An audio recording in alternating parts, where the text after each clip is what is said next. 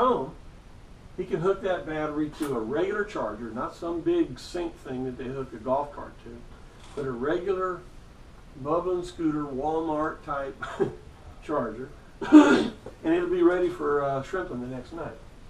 So a deep cycle battery has specifications that work real well in our application, because if you use the battery, it'll charge up at a reasonable rate with a reasonable charger. You get bigger batteries, won't do that.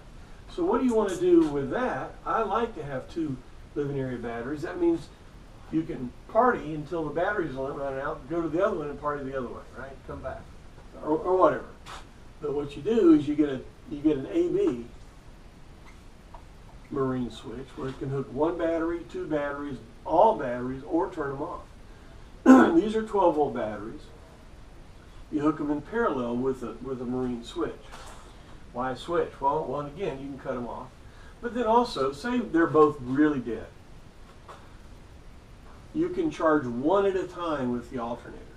If you try to put both of them on the charge circuit, it's going to take forever, and it's going to hurt things, and the alternator's not going to like you for it. So you can charge them one at a time.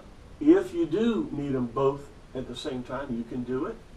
This way, with 3 batteries, you could lose 2 batteries, right? And you could still get power to your engine, electrical system. So you got 3 options for your dead in the water. Very cool idea. And having 2 batteries on the living area, extended current, it's not a bad thing. So this is a basic primary wiring, primary 12-volt wiring. Primary means it supplies all the current. Generally speaking, all the wires in this circuit will be a heavier gauge. This will be a 2 gauge going to the back. Now they put 8 gauge here. If you'd like to what's called over wire the thing, what I like to do is to put an additional 8 gauge wire, because it's real hard to run, from the alternator right to here. That's called bi-wire, 2 wires.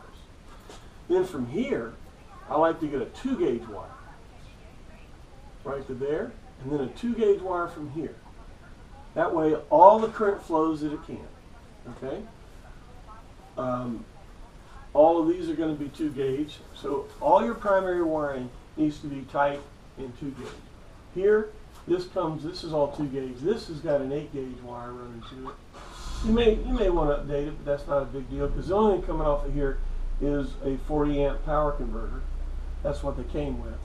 If you do go to an 80 or 100 amp power converter, you need to upgrade the wire from here to here and from here to here. Just putting in the bigger converter is not going to do it. Anytime you update something, you have to update a lot of things. Okay? All right, well, this is 73, 74, 75 and on electrical systems.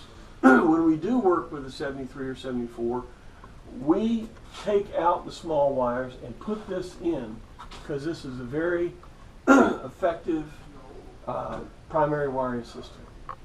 Okay, well, if you have any other questions about this, let me know. And please, give me some ideas on some other subjects, issues you'd like to talk about. And that's why we're here. So, for Jim Bounds in the Motorhome Rehab Ranch, happy trails.